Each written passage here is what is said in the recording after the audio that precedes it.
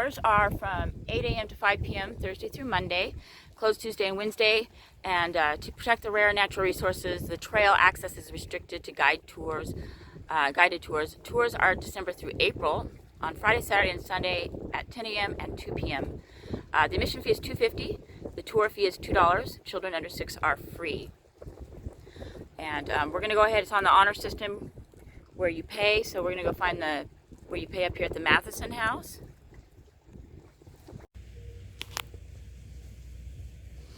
It's just beautiful. This is the Matheson House, and it was built in 1919. It was bought by William J. Matheson, who's a chemist from Miami, wealthy chemist. And he came and created caretakers' quarters for the island. At the time, there was a windmill. I'm not sure if the windmill is still here. We'll take a look and find out. But it's just a really pretty house.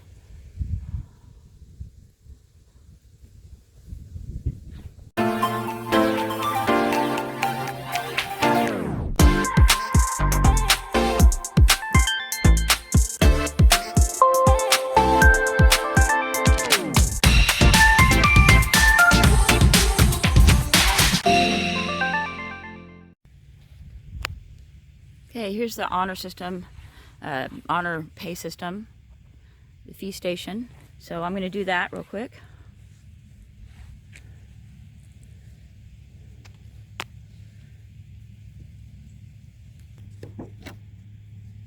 So they have these little laminated maps that you can grab from the fee station, and they want you to return them afterwards, of course. There's no envelope, so I guess we just stick the fee in there.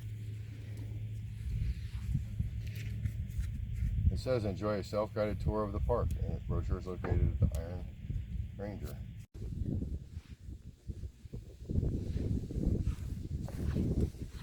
So yeah, this was built in 1912. It's this old stone, I love it.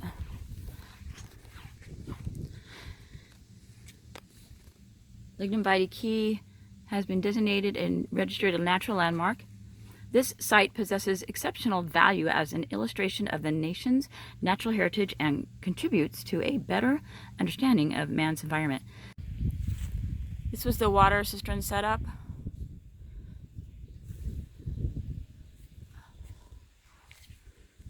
It's a fairly big house. I don't know if we can go in, I doubt it. I'll have to check. I'm going to take these trails here in a few minutes.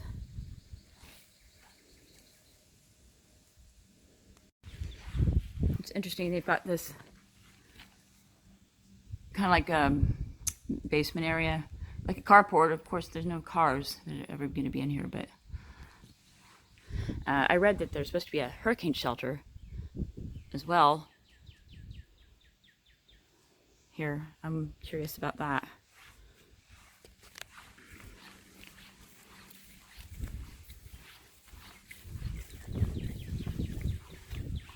Very pretty grounds.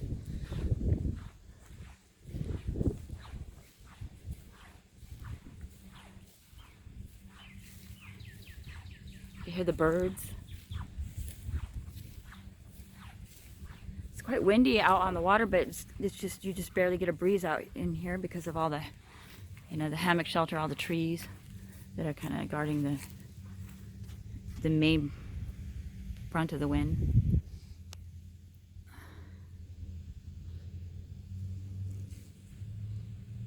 Some beautiful, beautiful trees. Of course, it's known for the Lignumvitae tree.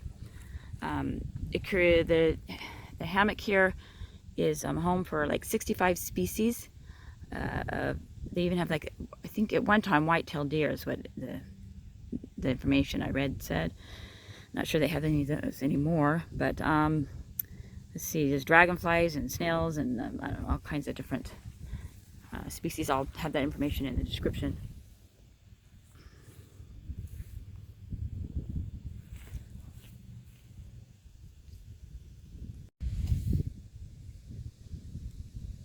Okay, so I'm reading this laminated pamphlet type of thing that they provided at the fee station, and this is the hurricane shelter.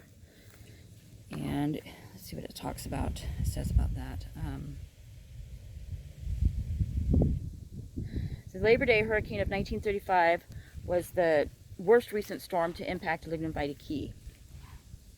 The storm tore off the roof of the house and damaged a portion of the south wall. The house was rebuilt with concrete foundation reinforcements and hurricane tie-downs. This hurricane shelter was also built with 12-inch thick concrete walls.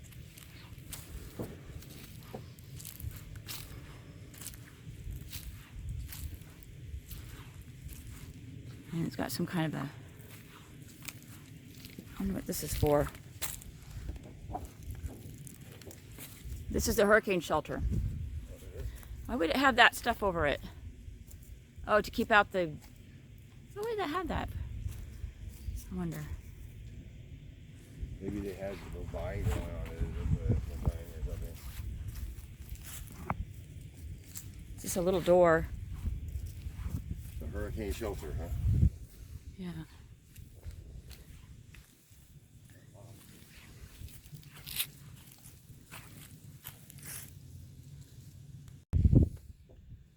So yes, this is the chicken coop. I should have just looked on the laminated information I have to begin with. But this building served as the chicken coop. The Mathesons brought many exotic animals to the island. Below is a list of animals that once roamed the island. So we had Indian geese, ducks, peafowl, Mexican burros, Galapagos tortoises, Angora goats, brown-eared rabbits, and white-tailed deer.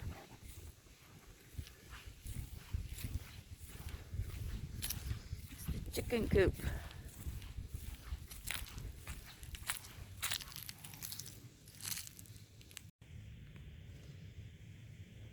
So these foundation blocks, I guess, is where the windmill used to sit. It says these concrete pillars are all that remain of early attempts to get electricity on the island. In 1929, caretaker Abner Sweeting erected an 87-foot Jacobs windmill and a Delco electric generator to provide electricity for the island. The windmill provided just enough electricity to run lights after dark. The original windmill was blown down during Hurricane Donna in 1960.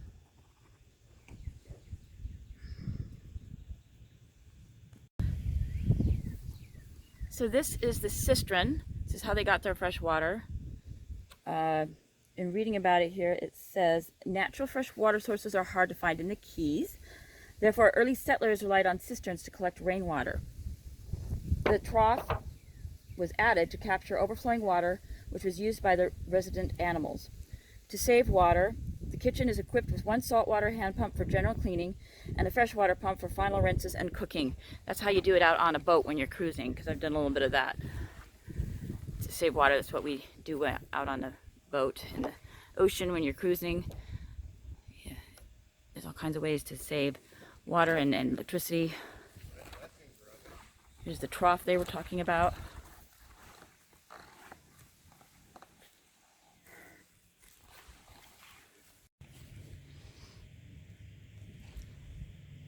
So this is an old fort. In 1929, the caretakers Sweeting and Bland brought a tractor and bulldozer to the island.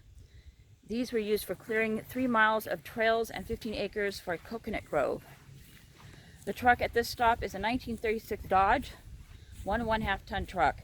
This dump truck would have been useful for moving items around the island and harvesting the coconuts from the grove.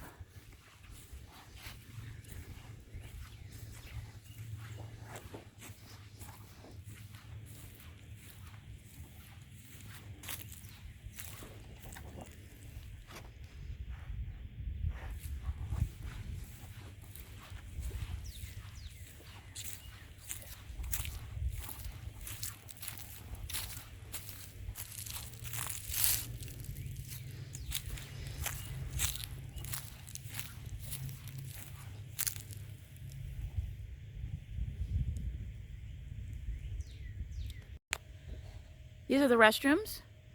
So, not to worry, they do have some decent restrooms here, and they are open. My partner used them, so I know that. They are open and working.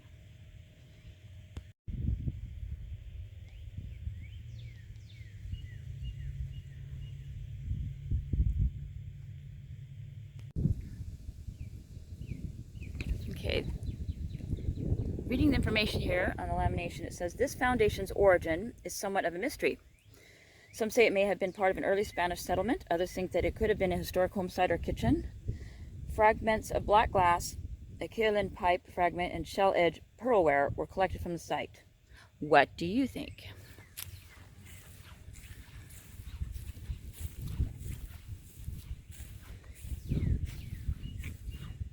Really cool cactus over here.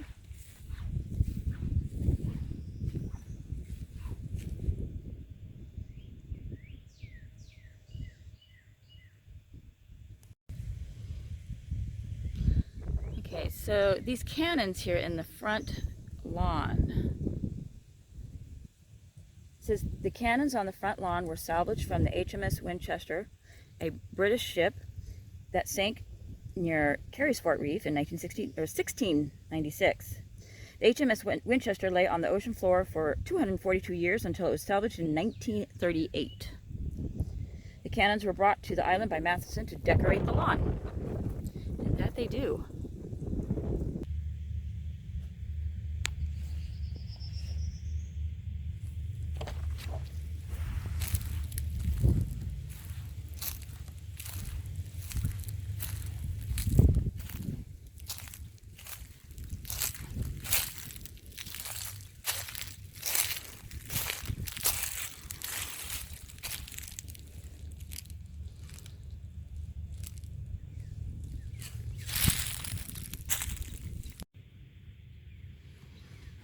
So it says this is coral fossil on the house exterior.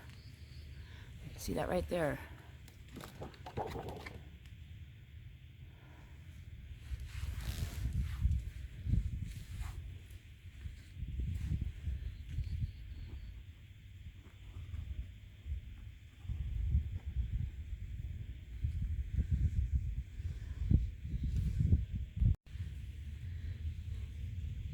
It says the rocks on this home's exterior were collected from this island. And a closer look reveals fossilized coral indicating Lignumvitae Key was once a coral reef.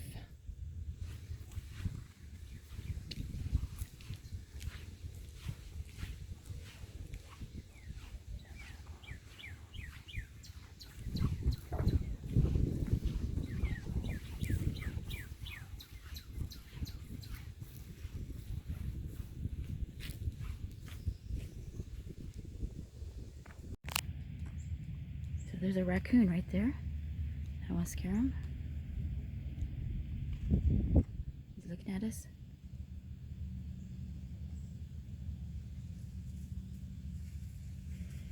He's saying stay away. He sees I'm no threat, so cool.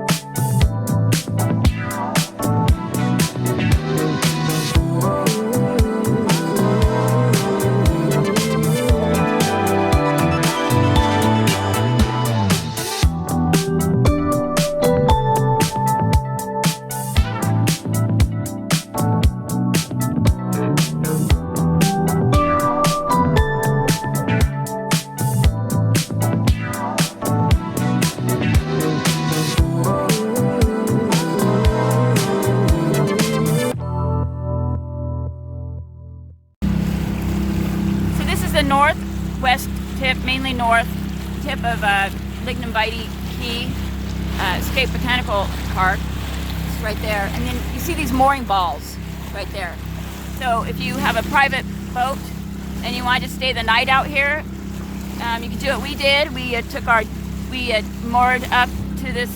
This is our boat right up here in front of you that you see, and we just moored up, and then we took our dinghy out. You can take your.